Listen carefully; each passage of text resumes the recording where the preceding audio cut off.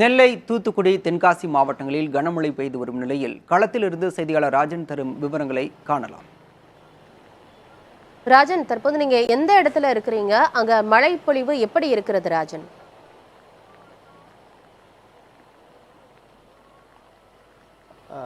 தற்போது நம் நின்று கொண்டிருக்கும் பகுதி தூத்துக்குடி மாவட்டத்தில் நின்று கொண்டிருக்கிறோம்.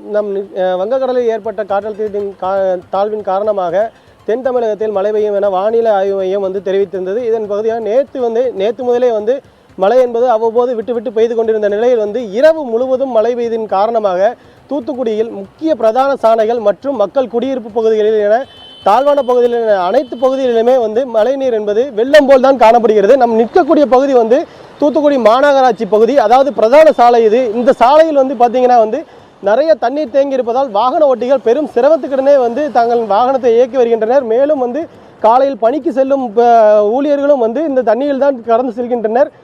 இதனால் பெரும் ஒரு சிரமத்துக்கிடையே தான் ஏற்பட்டிருக்கிறது. மக்கள் பெரிய ஒரு அத்தியாவசிய பொருட்கள் வாங்குவதற்கு கூட இன்றைக்கு தற்போது வெளியே வர முடியாத ஒரு சூழ்நிலை தான் ஏற்பட்டிருக்கிறது. ஏன்னா இன்னும் வரை மழை வெறிக்கவில்லை. விடிய பெய்து கொண்டிருக்க மழை இன்னும் பெய்து கொண்டிருப்பதால் மக்கள் பெரும் சிரமத்தை தான் ஏற்பட்டு கொண்டிருக்கிறது. மேலும் தூத்துக்குடி மட்டும் இல்லாமல் தூத்துக்குடி, திருநெல்வேலி, தென்காசி என அனைத்து பகுதியிலுமே தற்போது மழை என்பது பெய்து கொண்டிருப்பதால் இன்று பள்ளிக்கு மட்டும் விடுமுறை அறிவிப்பு என்பது வெளியிடப்பட்டிருக்கிறது. இதனால்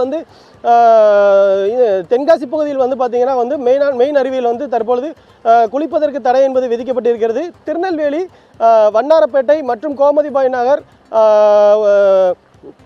ஆகிய பகுதிகளில் இன்னும் தண்ணீர் குடியிருப்பு பகுதியில் அதிகமாக தேங்குவதால் மக்கள் பெரும் ஒரு சிரமத்தை ஏற்படுத்தி கொண்டிருக்கிறது. மக்கள் ஒரு குற்றச்சாட்டையும் வைத்து கொண்டு தான் இருக்கிறார்கள். அங்கங்கே தண்ணீர் தேங்கி இருப்பதால் வெளியே வர முடியாத ஒரு சூழல் என்பது ஏற்பட்டு இருக்கிறது என்பதை தெரிவித்துக் கொண்டு வருகிறார்கள். ஆனால் மாநகராட்சி நிர்வாகமும் ஆங்காங்கே ராட்சச பம்புகளையும் வைத்து அவர்கள் பணி என்பதும் ஒரு பகுதியை நடைபெற்று கொண்டிருந்தாலும் இந்த தண்ணீர் என்பது வெளியே செல்ல முடியாமல் தத்தளித்து கொண்டு தான் இருக்கிறார்கள்.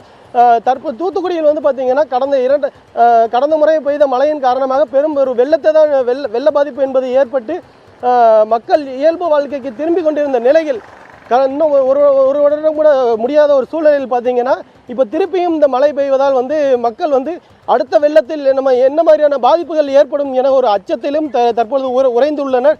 இங்கே நம்ம பார்த்தீங்கன்னா தற்பொழுது நின்று கொண்டிருக்கும் பகுதியில் ஒரு இளைஞர் வாகனத்தை ஓட்டி கொண்டு வந்திருக்கிறார். அவரிடம் என்ன என்பதை கேட்கலாம்.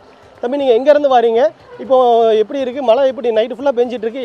வர்ற வழியில் எதுவும் பள்ளம் எதுவும் கிடக்கா? என்னன்னு கொஞ்சம் ஏற்கனவே வானிலை ஆய்வு மையம் அறிவிச்சபடி தான் நைட்லேருந்தே மழை கொஞ்சம் கொஞ்சமாக விழ ஆரம்பிச்சிட்டு அது இன்றைக்கி அதிகாலையிலேருந்து ரொம்ப அதிகமாக மழை பெய்யுது.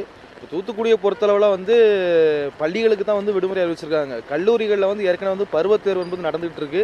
ஆனால் மழை இப்போவும் ரொம்ப அதிகமாக தான் பெஞ்சிட்டு உங்களுக்கே தெரியும், பார்த்துட்டு இருக்கீங்க. அங்கங்கே பல இடங்களில் தண்ணி ரொம்ப அதிகமாக தேங்கி இருக்குது. மக்கள் போக முடியல, வாகனங்களை ஓட்ட முடியல, எதிர்த்தாக்கில் வர்ற வண்டி கூட தெரியாத ஒரு சூழல் தான் இருக்குது. பருவத் தேர்வுகளையும் இவங்க ஒத்தி வைக்கணும் அப்படிங்கிறது தான். கல்லூரிகளுக்கும் விடுமுறை அறிவித்து பருவத் தேர்வுகளையும் ஒத்தி வைக்கணும் அப்படிங்கிறது தான் எங்களுடைய ஒரு கோரிக்கையாக இருக்குது.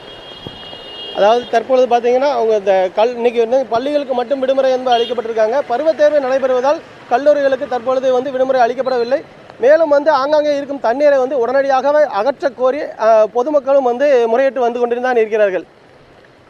தூத்துக்குடியில் பல இடங்களில் தொடர்ச்சியாக மழை பெய்து கொண்டிருக்கிறது. சில குடியிருப்புகளையும் தண்ணீர் சூழ்ந்திருக்கு. அந்த தண்ணீரை வெளியேற்றும் பணியில் ஒருபுறம் அதிகாரிகள் ஈடுபட்டு கொண்டிருக்கிறார்கள். தகவல்களை வழங்கியமைக்கு நன்றி ராஜன்.